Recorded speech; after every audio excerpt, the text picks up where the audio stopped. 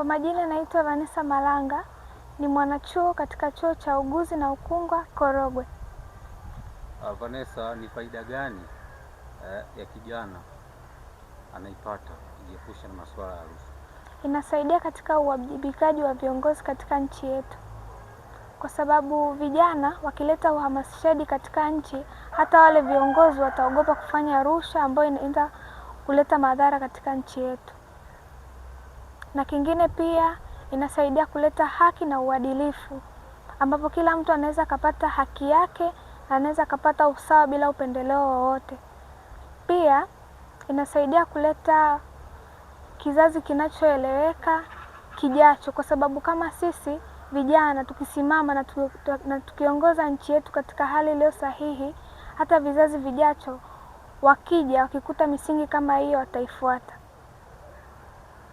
Inasaidia kuhamasisha jamii pia katika kuzuia rushwa. Wito wako kwa jamii ni upi?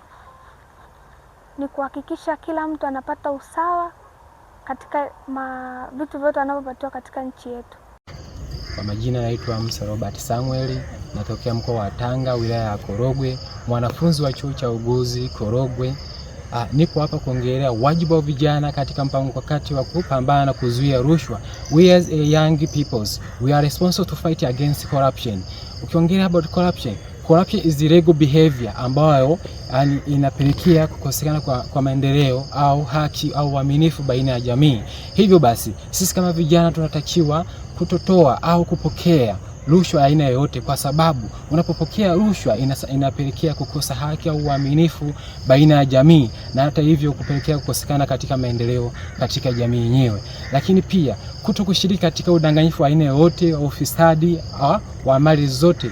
Sisi kama vijana tunapaswa kutokushiriki katika wizi wa mali, public monies, ambao zinahusiana katika na taasisi ya jamii au health center, ile ambayo inaweza nikapelekea kukosekana kwa maendeleo na kutokufanya vitendo ambavyo vinaenda against na taasisi husika.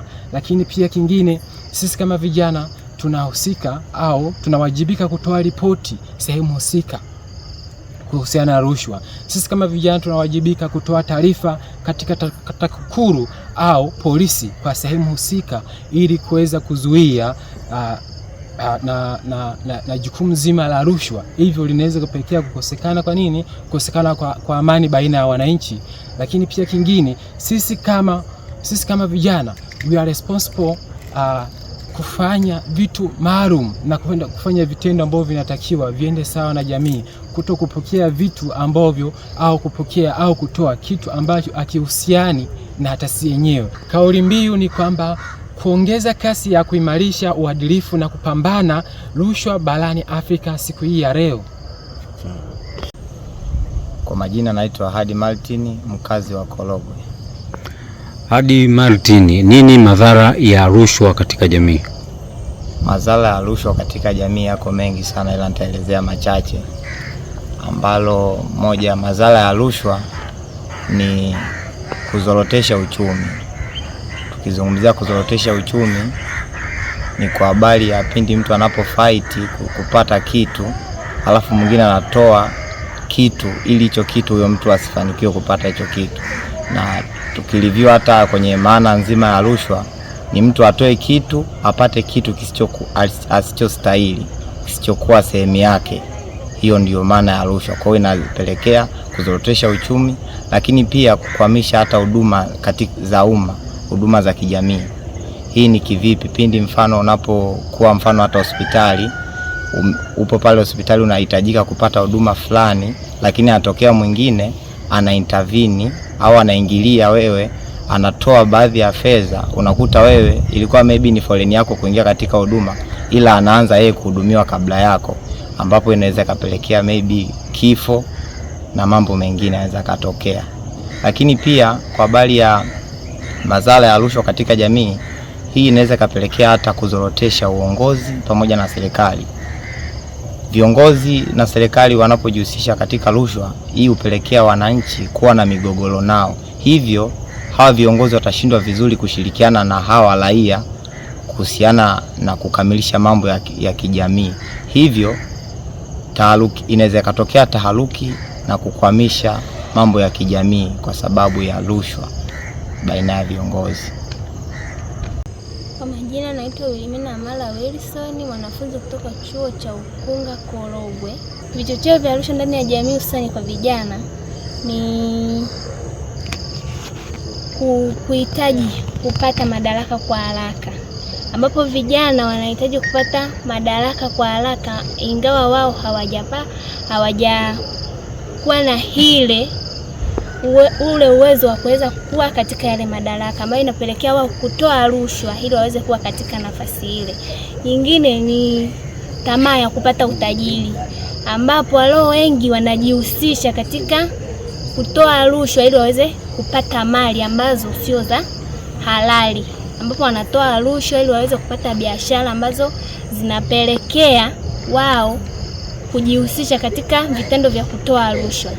Njia nyingine ambayo inakuwa ni vichocheo vya vijana kujihusisha katika rushwa ni kufuata ushawishi kutoka kwa watu wengine, ambapo vijana wanajihusisha katika mitandao ya kijamii, anaona mtu mwingine anakuwa na mali, anashawishika, anajihusisha katika kutoa rushwa, mtu mwingine anapokea.